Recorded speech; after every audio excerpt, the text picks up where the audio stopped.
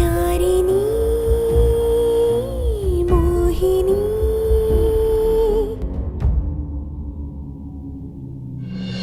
ನಾನು ಯಾರ್ದೋ ಮಾತು ಕೇಳಿಕೊಂಡು ಮಣ್ಣು ತಿನ್ನೋ ಕೆಲಸ ಮಾಡಿಬಿಟ್ಟೆ.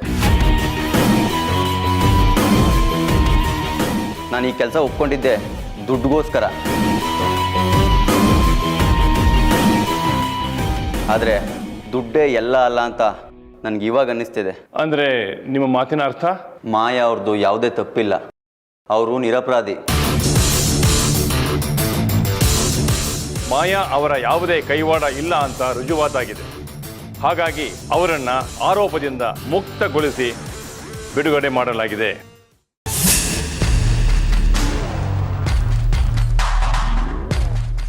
ಏನು ಮಗಳೇ ನೀನು ಇದ್ದಕ್ಕಿದ್ದ ಹಾಗೆ ಇಂಥ ನಿರ್ಧಾರ ತಗೊಂಡ್ರೆ ಹೇಗೆ? ನೋಡು, ನೀನು ಮನೆ ಬಿಟ್ಟು ಹೋಗ್ತಿದೆ ಅಂತ ನೀನು ಮತ್ತೆ ಎಷ್ಟು ಟೆನ್ಷನ್ ಮಾಡ್ಕೊಂಡಿದ್ದಾರೆ ಅಂತ.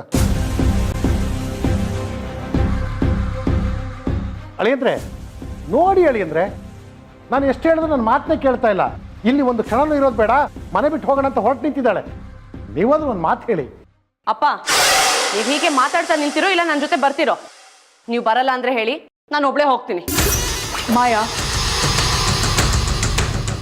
ನಿಮ್ಮ ಮನಸ್ಥಿತಿ ಹೇಗಿದೆ ಅಂತ ನನಗೂ ಅರ್ಥ ಆಗತ್ತೆ. ನಿನ್ನ ಜಾಗದಲ್ಲಿ ನಾನಿದ್ರು ಹೀಗೆ ನಡ್ಕೋತಾ ಇದ್ದೆ. ನೀನು ಅರೆಸ್ಟ್ ಆಗಿ ಸ್ಟೇಷನ್ನಲ್ಲಿದ್ದಾಗ, ಕೋರ್ಟಲ್ಲಿದ್ದಾಗ ನಾವು ನಿನ್ನ ಜೊತೆ ಇರಬೇಕಾಗಿತ್ತು. ಒಂದು ವೇಳೆ ನೀನು ತಪ್ಪು ಮಾಡಿದ್ರು ನಮ್ಮ ಮಾಯಾ ಹೀಗೆಲ್ಲ ಮಾಡೋಳಲ್ಲ ಅಂತ ನಾವು ನಿನ್ನ ಪರವಾಗಿ ಮಾತಾಡಬೇಕಿತ್ತು. ಆದರೆ ನಾವು ಅದನ್ನು ಮಾಡಲಿಲ್ಲ.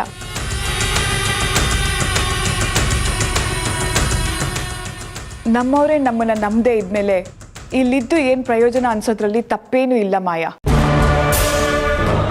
ಆದರೆ ನಮ್ಮ ತಪ್ಪನ್ನ ನಮಗೆ ತಿದ್ಕೊಳ್ಳೋಕ್ಕೆ ಒಂದೇ ಒಂದು ಅವಕಾಶ ಕೊಡದೆ ನೀ ಹೋಗ್ತಿದೀಯಲ್ಲ, ಅದೇ ತಪ್ಪು. ನೀನು ನಮಗೆ ಬೇಕು ಮಾಯಾ. ನೀನು ನಮ್ಮೆಲ್ಲರ ಜೊತೆ ಸುಖ ಸಂತೋಷದಿಂದ ಇರಬೇಕು ಅನ್ನೋದೇ ನಮ್ಮ ಆಸೆ.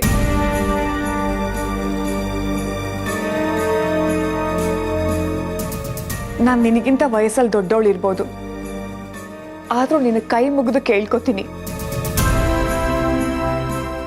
ನೀನು ನಮ್ಮನ್ನೆಲ್ಲ ಬಿಟ್ಟು ಹೋಗ್ಬೇಡ ಮಾಯಾ. ಚಿಕ್ಕಮ್ಮ, ನೀವೇನು ಮಾಡ್ತಾ ಇರೋದು? ನೀವ್ಯಾಕೆ ಕ್ಷಮೆ ಕೇಳ್ತಿರತ್ತೆ? ಇದ್ರಲ್ಲಿ ನಿಮ್ದೇನು ತಪ್ಪಿದೆ? ಮೊದಲಾದ್ರೆ ನನಗಿಲ್ಲಿರೋಕೆ ತುಂಬ ಕಾರಣ ಇತ್ತು ಅತ್ತೆ, ಆದರೆ ಈಗ ಯಾವ ಕಾರಣನೂ ಉಳ್ದಿಲ್ಲ. ಅಂದಮೇಲೆ ನನಗೆ ಹೊರಡೋ ಸಮಯ ಬಂದಿದೆ. ನೀವು ನನ್ನ ಕಳಿಸ್ಕೊಡ್ಬೇಕಲ್ವಾ? ನನ್ನ ಪಾಡಿಗೆ ನನಗೆ ಹೊರಡಕ್ಕೆ ಬಿಟ್ಬಿಡಿಯತ್ತೆ. ಹಾಗೆಲ್ಲ ಅನ್ಬೇಡಿ ಮಾಯಕ್ಕ. ನೀವೇನೋ ಹೋಗ್ಬೇಕು ಅಂತ ನಿಂತಿದ್ದೀರಾ, ಆದ್ರೆ ನಿಮ್ಮನ್ನ ಕಳ್ಸಕ್ಕೆ ನಾವ್ಯಾರೂ ತಯಾರಿಲ್ಲ. ಹೋಗ್ಬೇಡಿ ಮಾಯಕ್ಕ.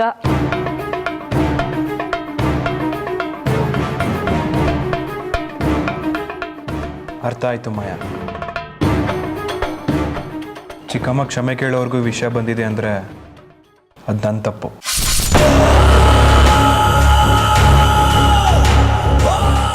ಕಷ್ಟದ ಸಮಯದಲ್ಲೇ ಸಂಬಂಧದ ಬೆಲೆ ಗೊತ್ತಾಗುತ್ತೆ ಅಂತಾರೆ, ಆದರೆ ಇನ್ನು ಕಷ್ಟದಲ್ಲಿದ್ದಾಗ ನಾವು ಯಾರೂ ಬರಲಿಲ್ಲ.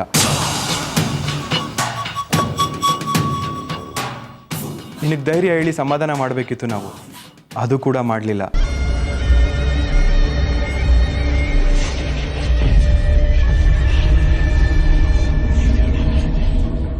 ಕೊನೆಯದಾಗಿ ನೀನು ಏನು ಹೇಳ್ತೀಯ ಅಂತಾದರೂ ಕೇಳಬೇಕಿತ್ತು, ಅದು ಕೂಡ ಕೇಳಲಿಲ್ಲ.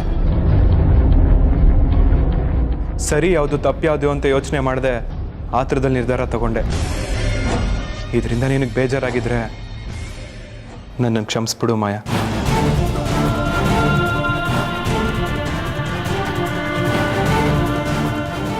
ಏನು ಮಾವ ಇದೆಲ್ಲ? ಇಡೀ ಊರೇ ನಿಮಗೆ ಗೌರವ ಕೊಡುತ್ತೆ, ಅಂಥದ್ರಲ್ಲಿ ನೀವು ನನ್ನ ಹತ್ರ ಕ್ಷಮೆ ಕೇಳೋದಾ? ಬೇಡ ಮಾವ. ಯಾಕೆ ಕ್ಷಮೆ ಕೇಳಬಾರ್ದು?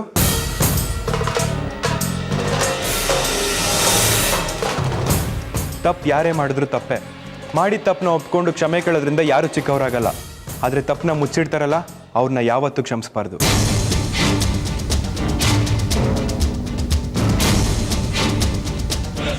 ಷಣ್ಮುಗ ಮಾಡಿದ ಕೆಲಸನ ಈ ಜನ್ಮದಲ್ಲಿ ಮರೆಯೋಕ್ಕಾಗಲ್ಲ. ಇಷ್ಟು ದಿನ ನಮ್ಮ ಮನೇಲೇ ಒಬ್ಬನಾಗಿತ್ಕೊಂಡು ನನ್ನ ಸ್ನೇಹಿತನಾಗಿ ಈ ರೀತಿ ನಂಬಿಕೆ ದ್ರೋಹ ಮಾಡ್ತಾನೆ ಅಂತ ನಾನು ಕನಸಲ್ಲೂ ಅಂದ್ಕೊಂಡಿರಲಿಲ್ಲ. ಈಗಲೂ ನನಗೆ ಅವನು ಈ ರೀತಿ ಮಾಡಿದ್ದಾನೆ ಅಂದರೆ ನಂಬೋಕೆ ಆಗ್ತಾ ಇಲ್ಲ. ಆದರೆ ಏನು ಮಾಡೋದು, ನಂಬಲೇಬೇಕು. ಇದ್ಯಾವುದನ್ನು ಮನ್ಸಿಗೆ ಹಾಕ್ಕೊಳ್ದೆ ದಯವಿಟ್ಟು ಮನೆ ಬಿಟ್ಟು ಹೋಗ್ತೀನಿ ಅಂತ ಮಾತ್ರ ಹೇಳಬೇಡ. ಬಾ ಮಾಯಾ.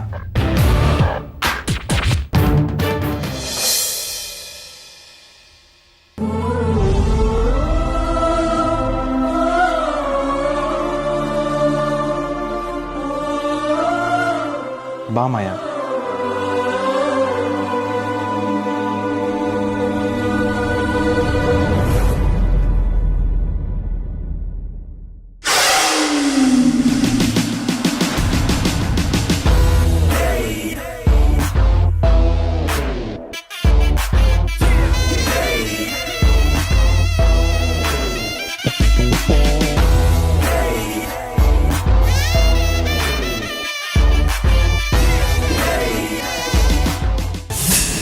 ಮಾಯಾ, ಆರ್ತಿ ತಗೋ. ನಿನ್ ಮೇಲಿರೋ ಎಲ್ಲ ಕೆಟ್ಟ ದೃಷ್ಟಿನೂ ಹೋಗ್ಲಿ, ದೇವ್ರು ಚೆನ್ನಾಗಿಟ್ಟಿರ್ಲಿ ನಿನ್ನ.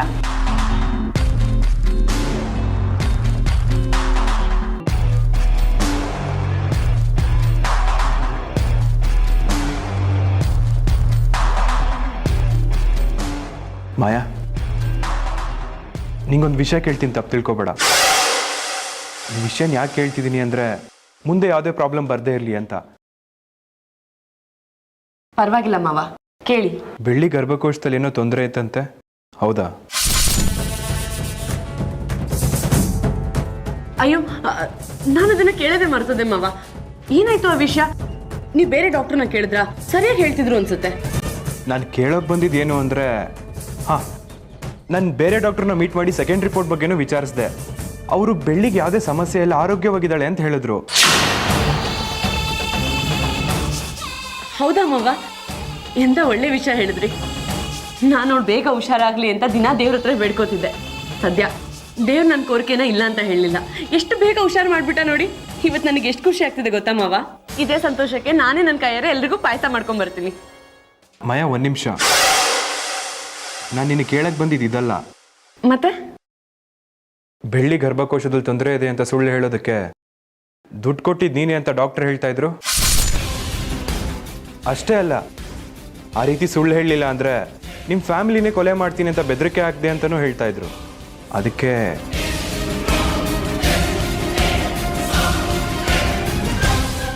ಮಾಯಾ, ಯಾಕೆ ಹೇಳ್ತಿದ್ಯಾ? ನಾನು ನಿನ್ಮೇಲೆ ಆರೋಪ ಹೊರಿಸ್ತಿಲ್ಲ, ಏನಾಯ್ತು ಅಂತ ಕೇಳ್ತಾ ಇದ್ದೀನಿ ಅಷ್ಟೇ.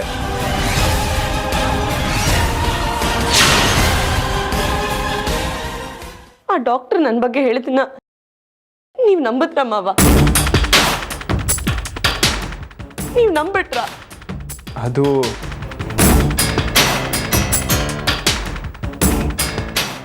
ನನ್ನ ಕಡೆ ನೋಡ್ಕೊಂಡು ಮಾತಾಡಿ ಮಾವ. ಆ ಡಾಕ್ಟರ್ ಹೇಳಿದ್ನ ನೀವು ನಂಬಿದ್ರಿ ತಾನೆ? ಇಲ್ಲ ಮಾಯಾ, ಅವ್ ನೀನೇ ಮಾಡಿದ್ದು ಅಂತ ಒಪ್ಕೊಳ್ಳೋ ಹಾಗೆ ಮಾತಾಡಿದ್ರು. ಅದನ್ನ ನೀವು ನಂಬಿಟ್ರಿ ಅಲ್ವಾ ಮಾವ?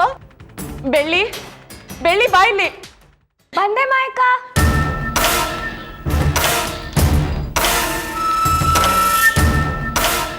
ನೋಡು ಬೆಳ್ಳಿ, ಮಾವ ಏನ್ ಹೇಳ್ತಿದಾರೆ ನೋಡು.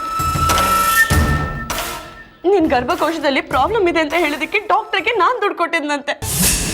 ಇದು ನೀನ್ ನಂಬ್ತೀಯ ಬೆಳ್ಳಿ? ಹೇಳು ಮಾವಂಗೆ.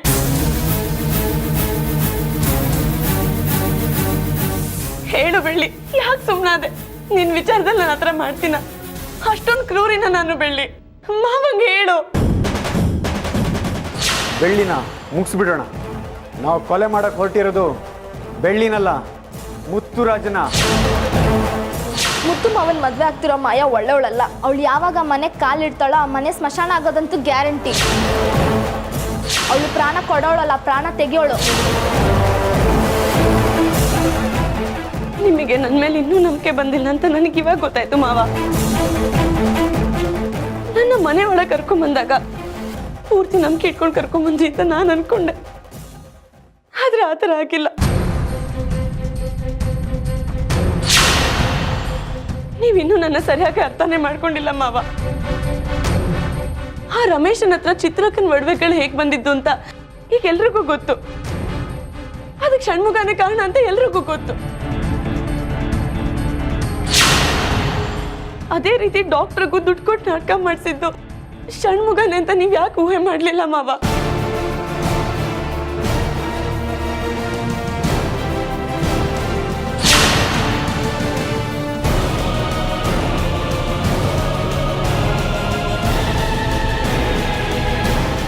ಈ ಮುಂಚೆ ಬೆಳ್ಳಿಗೆ ಒಬ್ರು ಡಾಕ್ಟರ್ ಚೆಕಪ್ ಮಾಡಿದ್ರು. ಈ ರೀತಿ ಸುಳ್ಳು ರಿಪೋರ್ಟ್ ಕೊಟ್ಟಿದ್ದು ಬೇರೆ ಯಾರು ಅಲ್ಲ, ಇಲ್ಲಿ ನಿಂತಿದ್ದಾರಲ್ಲ ಇವರೇ ಆ ಡಾಕ್ಟರ್. ಈ ಥರ ಸುಮ್ಮನೆ ಇದ್ರೆ ಆಗಲ್ಲ, ಸತ್ಯ ಏನಂತ ಒಪ್ಕೊಂಬಿಡಿ. ಹೌದು ಮಾಯಾ,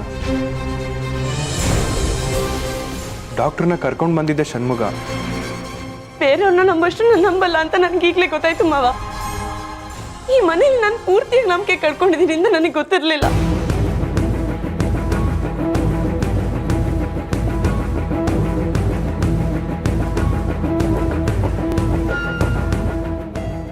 ಬೆಳ್ಳಿ ನಾನು ಅಕ್ಕ ತಂಗಿದ್ದಾಗೆ, ಅವಳಿಗೆ ನಾನು ಯಾಕೆ ಕೇಳಿ ಬಯಸ್ಲಿ ಮಾವ? ಆ ಷಣ್ಮುಗ ಬಂದು ನಮ್ಮಿಬ್ಬರ ಮಧ್ಯೆ ಈ ಥರ ಹುಳಿ ಹಿಂಡು ಹೋಗ್ತಾನೆ ಅಂತ ನಾನು ಕನ್ಸಲ್ಲೂ ಅನ್ಕೊಂಡಿರ್ಲಿಲ್ಲ. ಬೆಳ್ಳಿ, ನೀನೇ ಹೇಳು, ನಾನು ಈ ಥರ ಮಾಡಿರ್ತೀನಿ ಅಂತ ನಿನಗೆ ಅನ್ಸುತ್ತಾ? ಹೇಳು ಬೆಳ್ಳಿ. ಇಲ್ಲ ಮಾಯಕ್ಕ, ಎಲ್ಲೋ ಏನೋ ತಪ್ಪು ನಡೆದಿರ್ಬೇಕು. ಇದಕ್ಕೂ ನಿಮಗೂ ಯಾವುದೇ ಸಂಬಂಧ ಇಲ್ಲ ಅನ್ನಿಸ್ತಿದೆ.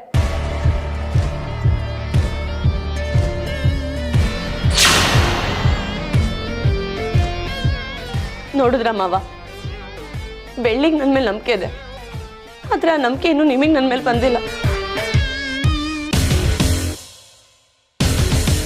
ಆ ಷಣ್ಮುಗ ಸಾಮಾನ್ಯದವನು ಅಂತ ಅನ್ಕೋಬೇಡಿ ಮಾವ.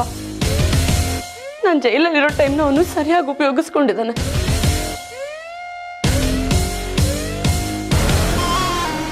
ನಾನು ಇಲ್ಲದೆ ಇರೋ ಟೈಮಲ್ಲಿ ನಿಮ್ಮ ತಲೆಯಲ್ಲಿ ಏನೇನೋ ತುಂಬಿ ನನ್ನ ಬಗ್ಗೆ ನೆಗೆಟಿವ್ ಆಗಿ ಥಿಂಕ್ ಮಾಡೋದು ಮಾಡಿದ್ದಾನೆ. ಷಣ್ಮುಗ ನಿಮ್ಮ ಹಿತೈಷಿ ಅಲ್ಲ, ಶತ್ರು ಅಂತ ಪ್ರೂವ್ ಮಾಡ್ಬಿಟ್ಟ ಮಾವ. ನಿಮ್ಮ ತಲೆಯಲ್ಲಿ ನನ್ನ ಬಗ್ಗೆ ಈ ಥರ ಅನುಮಾನ ಬರ್ತಿರ್ಲಿಲ್ಲ, ಹಾಗೆ ಬರೋ ಹಾಗೆ ಮಾಡಿದ್ದೆ ಆ ಷಣ್ಮುಗ. ಬೆಳ್ಳಿ ಬಗ್ಗೆ ಒಳ್ಳೆ ಬಯಸೋದ್ರಲ್ಲಿ ನಾನು ಒಬ್ಳು ಮಾವ, ನಾನು ಒಬ್ಳು. ನಿಮಗಿನ್ನೂ ನನ್ನ ಮೇಲೆ ನಂಬಿಕೆ ಬರ್ತಿಲ್ಲ ಅಲ್ವಾ ಮಾವ? ಸರಿ, ನಾನೇನೂ ತಪ್ಪು ಮಾಡಿಲ್ಲ ಅಂತ ಪ್ರೂವ್ ಮಾಡೋಕ್ಕೆ ನಾನು ತಯಾರಾಗಿದ್ದೀನಿ ಮಾವ. ಹೇಳಿ, ನೀವೇನು ಹೇಳ್ತೀರಾ, ನಾನು ಹಾಗೆ ಮಾಡೋಕೆ ರೆಡಿ ಇದ್ದೀನಿ. ನಿಮಗೆ ಬಾಯ್ ಬಿಟ್ಟು ಹೇಳೋಕ್ಕೆ ಸಂಕೋಚ ಆಗ್ತಿದ್ರೆ ಸರಿ, ಈಗಲೇ ನಾವು ಹಾಸ್ಪಿಟ್ಲಿಗೆ ಹೋಗೋಣ. ಅಲ್ಲೇ ನಾನು ಏನು ಅಂತ ನಾನು ಪ್ರೂವ್ ಮಾಡ್ತೀನಿ. ಬನ್ನಿ ಮಾವ, ಬಾ ಬೆಳಿ. ಮಾಯಾ, ಒಂದು ನಿಮಿಷ.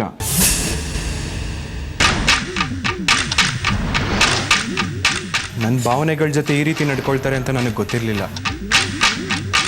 ಒಬ್ಬರನ್ನ ಸಂಪೂರ್ಣವಾಗಿ ನಂಬಿದ್ರೆ ನಮ್ಮ ಜೀವನಕ್ಕೆ ಒಬ್ಬರು ಒಳ್ಳೆ ವ್ಯಕ್ತಿ ಸಿಗ್ತಾರೆ, ಅವರಿಂದ ನಾವು ಖುಷಿ ಪಡ್ತೀವಿ ಅಂತ ಅಂದ್ಕೊಂಡಿದ್ದೆ. ಆದರೆ ಅದೆಲ್ಲ ತಪ್ಪು. ಇವತ್ತು ನನ್ನ ಜೀವನದಲ್ಲಿ ನಾನು ಮರೆಯೋಕ್ಕಾಗದೇ ಇರೋಂಥ ಒಂದು ಪಾಠ ಕಲ್ತಿದ್ದೀನಿ. ನನ್ನ ಪ್ರಾಣ ಕೇಳಿದರೆ ಮುಂದಿನ ಜನ್ಮದಲ್ಲಿ ಸಿಗೋಣ ಅಂತ ಖುಷಿಯಿಂದ ಪ್ರಾಣ ಕೊಡ್ತಾ ಇದ್ದೆ. ಆಸ್ತಿ ಕೇಳಿದಿದ್ರೆ ಮತ್ತೆ ದುಡಿಬೋದಲ್ಲ ಅಂತ ಎಲ್ಲ ಬರೆದು ಕೊಡ್ತಿದ್ದೆ. ಈ ಪ್ರಪಂಚದಲ್ಲಿ ಇಂಥದ್ದೇ ಬೇಕು ಅಂತ ಕೇಳಿದಿದ್ರೆ ಕಷ್ಟಪಟ್ಟಾದರೂ ಸರಿ ತಂದು ಕೊಡೋಕ್ಕೆ ಪ್ರಯತ್ನ ಮಾಡ್ತಾ ಇದ್ದೆ. ಆದರೆ ಈ ನಂಬಿಕೆ ಇದೆಯಲ್ಲ, ಒಂದು ಸರಿ ಮೋಸ ಹೋದ್ಮೇಲೆ ಅದನ್ನು ಮತ್ತೆ ಪಡೆಯೋಕ್ಕಾಗಲ್ಲ. ಷಣ್ಮುಗ ಈ ರೀತಿ ದ್ರೋಹ ಮಾಡ್ತಾನೆ ಅಂತ ನನ್ನ ಕನ್ಸು ಮನಸ್ಸಲ್ಲೂ ಅಂದ್ಕೊಂಡಿರಲಿಲ್ಲ ಮಾಯಾ. ನನ್ನನ್ನು ಕ್ಷಮಿಸು ಮಾಯಾ. ತುಂಬ ದಿವಸ ಆದಮೇಲೆ ಮನೆಗೆ ಬಂದಿದ್ಯಾ, ನಾನು ನಿನಗೆ ನೋವು ಕೊಟ್ಬಿಟ್ಟೆ. ಚಿಕ್ಕಮ್ಮನ ಜೊತೆ ಮಾತಾಡಿ ಮದುವೆಗೆ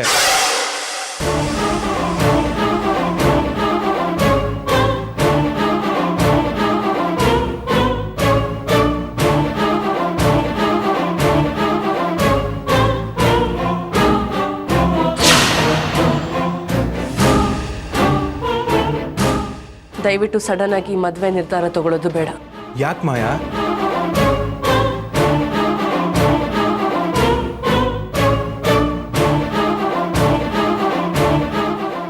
ಈ ಮದುವೆಗೆ ಯಾವುದೇ ಅಡೆತಡೆ ಬರದೇ ಇರೋ ಹಾಗೆ, ಕಾಣೋ ಮನುಷ್ಯರಿಂದಾಗಲಿ ಇಲ್ಲ ಕಾಣದೇ ಇರೋ ಶಕ್ತಿಯಿಂದಾಗಲಿ ಯಾವುದೇ ಸಮಸ್ಯೆ ಇಲ್ಲದೆ ಎಲ್ಲರೂ ಆಶೀರ್ವಾದ ಪಡ್ಕೊಂಡು ಮದುವೆ ಆಗ್ಬೇಕನ್ನೋದೇ ನನ್ನ ಆಸೆ ಮಾವ.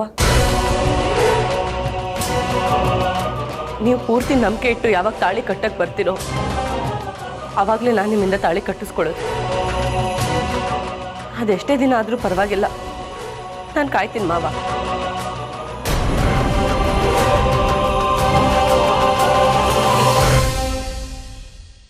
ನನಗೆ ನಿಮಗಿಂತ ದೊಡ್ಡದು ಏನೂ ಇಲ್ಲ ಮಾವ. ಮೊದಲು ನೀವು, ನಿಮ್ಮ ನಂಬಿಕೆ, ಆಮೇಲೆ ಬೇರೆ ಎಲ್ಲ.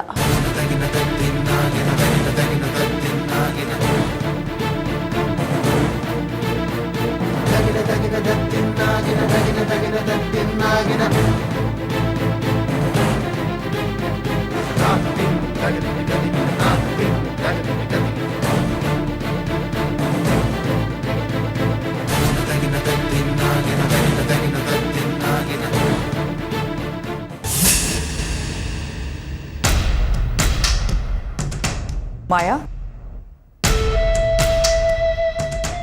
ಏನ್ ಕನ್ನಡಿಲಿ ನಿನ್ನನ್ನು ನೀನೇ ಹಾಗೆ ನೋಡ್ಕೋತಾ ಇದೆಯಾ? ಆ ಜೈಲಲ್ಲಿ 4 ಗೋಡೆಗಳ ಮಧ್ಯ ಇದ್ದು ಅವ್ರು ಕೊಟ್ಟಿದ್ದ ತಂಗಳನ್ನ ತಿಂತ ನನ್ನ ಮುಖ ನನಗೆ ಮರ್ತೋಗಿತ್ತು ಅತ್ತೆ. ಆ ಪ್ರಪಂಚದಿಂದ ಯಾವಾಗ ಹೊರಗೆ ಬರ್ತೀನಿ ಅಂತ ದಿನಗಳು ಕಾಯ್ತಿದ್ದೆ. ಇವತ್ತು ಅದೆಲ್ಲದಕ್ಕೂ ಒಂದು ಮುಕ್ತಿ ಸಿಕ್ಕಿದೆ. ಇಷ್ಟು ದಿನ ಪಟ್ಟ ಕಷ್ಟಕ್ಕೆಲ್ಲ ಪ್ರತಿಫಲ ದೊರಿಬೇಕಾದ್ರೆ ಬೇಡ ಅಂತ ಬಂದಿದ್ದು ಯಾಕೆ ಅಂತ ಗೊತ್ತಾಗ್ಲಿಲ್ಲ. ಮುತ್ತುನೇ ನೀನು ತಪ್ಪು ಮಾಡಿಲ್ಲ ಅಂತ ಹೇಳಿ ಮದುವೆಗೆ ಒಪ್ಪಿಗೆ ಕೊಟ್ಟಾಗ ನೀನು ಯಾಕೆ ಬೇಡ ಅಂದೆ? ನೀನು ಹ್ಞೂ ಅಂದಿದ್ರೆ ಆ ಕ್ಷಣಕ್ಕೆ ಮುತ್ತು ನಿನಗೆ ತಾಳಿ ಕಟ್ತಾ ಇದ್ದ. ಯಾಕೆ ಬೇಡ ಅಂದೆ? ಮಾವನ್ನ ನಾನು ಸರಿಯಾಗಿ ಅರ್ಥ ಮಾಡ್ಕೊಂಡಿದ್ದೀನಿ ಅತ್ತೆ. ಅವ್ರಿಗೆ ನನ್ನ ಮೇಲಿರೋ ನಂಬಿಕೆಗಿಂತ ನನ್ನ ಶತ್ರುಗಳ ಮೇಲೆ ನಂಬಿಕೆ ಜಾಸ್ತಿ. ಅದನ್ನು ಮೊದಲು ನಾನು ಜಯಿಸ್ಬೇಕು. ಅದಲ್ಲದೆ ನಾನು ನಿರಪರಾಧಿ ಅಂತ ನಿರೂಪಿಸಿ ಬಂದಿರೋಳು. ನನ್ನ ಮೇಲಿರೋ ಕರುಣೆಯಿಂದ ಮದುವೆ ಆಗೋದಾಗಲಿ ಇಲ್ಲ ನಾನು ಕಾಟಾಚಾರಕ್ಕೆ ಮದುವೆ ಆಗೋದಾಗಲಿ ನನಗಿಷ್ಟ ಇಲ್ಲ ಅತ್ತೆ. ಯಾವತ್ತೂ ಅವರು ತಾನಾಗೆ ಮದುವೆಗೆ ಒಪ್ಕೋತಾರೋ ಆವತ್ತೇ ನಾನು ತಾಳಿ ಕಟ್ಟಿಸ್ಕೊಳ್ಳೋದು. ಯಾಕಂದರೆ ಒಂದು ವೇಳೆ ಅವತ್ತು ನಾನು ತಪ್ಪು ಮಾಡಿದ್ರು ಇಲ್ಲ ಮಾಯಾ ಆ ರೀತಿ ತಪ್ಪು ಮಾಡೋಕ್ಕೆ ಸಾಧ್ಯನೇ ಇಲ್ಲ ಅಂತ ನನ್ನ ಪರವಾಗಿ ನಿಲ್ತಾರೆ.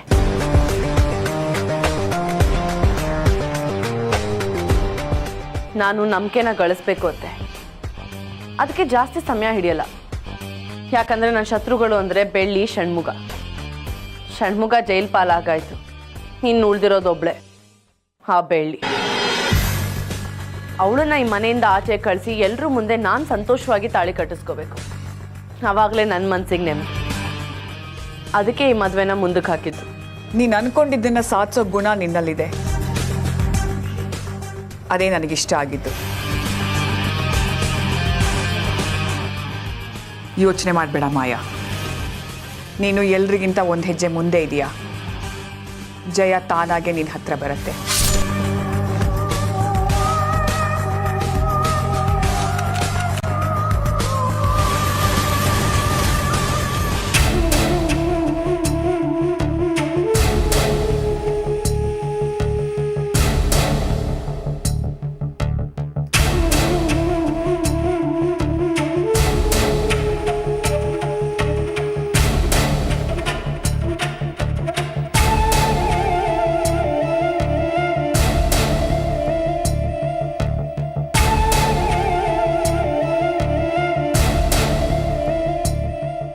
ಅಳಬೇಡವೇ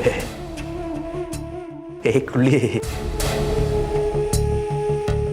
ನಿನ್ನ ಕಣ್ಣಲ್ಲಿ ಒಂದು ಸಣ್ಣ ನೀರು ಹರಿತು ಅಂದರೆ ನನ್ನ ಹೃದಯದಲ್ಲಿ ತಾನೇ ಕಿತ್ತು ಹೋಗ್ತಾ ಕಡೆ. ನೀನು ಅಳಬಾರ್ದು ಅಂತ ತಾನೆ ಎಲ್ಲ ಇಷ್ಟೆಲ್ಲ ಕಷ್ಟಪಟ್ಟಿತ್ತು. ಈ ನನಗೋಸ್ಕರ ಇಷ್ಟೆಲ್ಲ ಮಾಡಿದ್ಯಾ ಸರಿ ಷಣ್ಮುಗಣ್ಣ. ಆದರೆ ಬಸವರಾಜ್ ಮಾವಯ್ಯನ ಕೊಲ್ಲೋ ಮಟ್ಟಕ್ಕೆ ಹೋಗ್ತೆ ಅಂತ ನಾನು ಅನ್ಕೊಂಡಿರ್ಲಿಲ್ಲ. ಬೆಳ್ಳಿ, ಅಪ್ಪನಿಗೊಂದು ನಾನು ಯಾವ ನರಕಕ್ಕೆ ಹೋಗ್ಲಿ. ಅನಾಥ ಕಡೆ ನಾನು ಅನ್ನ ಇಲ್ದಾಗ ಅನ್ನ ಹಾಕಿದ್ರು. ನನ್ನ ಉದ್ದೇಶ ಇದ್ದಿದ್ದೆ ಬೇರೆ. ಮಾಯಿನ ಹೇಗಾದ್ರೂ ಮಾಡಿ ಸಾಕ್ಷಿ ಸಮೇತ ಹಿಡ್ದಾಕ್ಬೇಕು ಅನ್ಕೊಂಡೆ. ಅದು ಏನೇನೋ ಆಗ್ಬಿಡ್ತು ಬೆಳ್ಳಿ. ಮಾಯಾ ಸಾಮಾನ್ಯವಾದ ಹೆಣ್ಣಲ್ಲ ಬೆಳ್ಳಿ, ಕ್ರಿಮಿನಲ್ ಮೈಂಡೆಡ್. ನೀನು ಅವಳ ಜೊತೆ ಇದ್ದಾಗ ತುಂಬ ಹುಷಾರಾಗಿರಬೇಕು. ಈ ಕೊಲೆ ವಿಷಯ ಹೇಗೆ ನಿನ್ನ ಮೇಲೆ ಬಂತೋ ಹಾಗೆ ಗರ್ಭಕೋಶದಲ್ಲಿ ಸಮಸ್ಯೆ ಇದೆ ಅಂತ ಹೇಳಿಸಿದ್ದು ನೀನೇ ಅಂತೆ.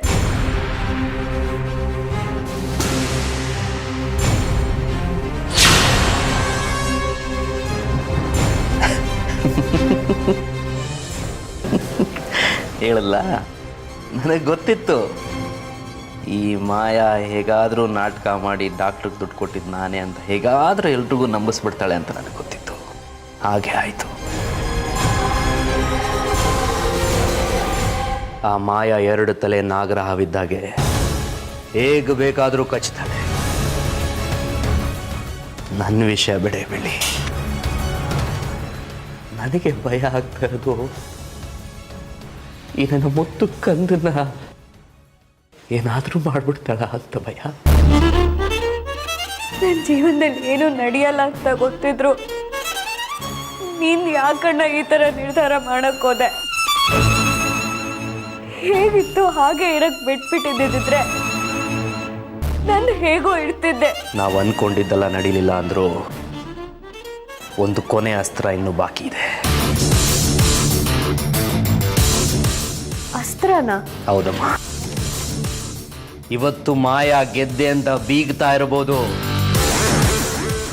ಆದ್ರೆ ಒಂದು ಅಸ್ತ್ರ ಇದೆ, ರಾಜ. ಅವನು ಬಂದ ಅಂದ್ರೆ ಮಾಯಿನ ಎಲ್ಲ ಬಣ್ಣ ಬಯಲಾಗುತ್ತೆ. ಯಾವುದೇ ಕಾರಣಕ್ಕೂ ಮುತ್ತು ಮಾಯಾ ಮದುವೆ ನಡೆಯಕ್ಕೆ ನಾನು ಬಿಡಲ್ಲ. ಅವಶ್ಯಕತೆ ಬಿದ್ದರೆ ನಿನಗೆ ಏನಾದರೂ ತೊಂದರೆ ಅಂದ್ರೆ ಈ ಜೈಲು ಕಂಬಿಗಳನ್ನು ಒಡೆದು ಬಿಸಾಕಿ ಬಂದ್ಬಿಡ್ತೀನಿ. ನೀನು ದೇವ್ರ ಮಗಳು ಬೆಳ್ಳಿ, ಎಲ್ಲ ದೇವರು ನೋಡ್ಕೊಳ್ತಾನೆ. ನೀ ನನ್ನ ಜೊತೆಲಿ ಯಾವಾಗ್ಲೂ ಇರ್ತೀಯ ಅನ್ಕೊಂಡಿದ್ದೆ. ಈಗ ನನ್ನ ಜೊತೆಲಿ ಯಾರು ಇರ್ತಾರೆ? ನೀನು ಇರಲ್ಲ.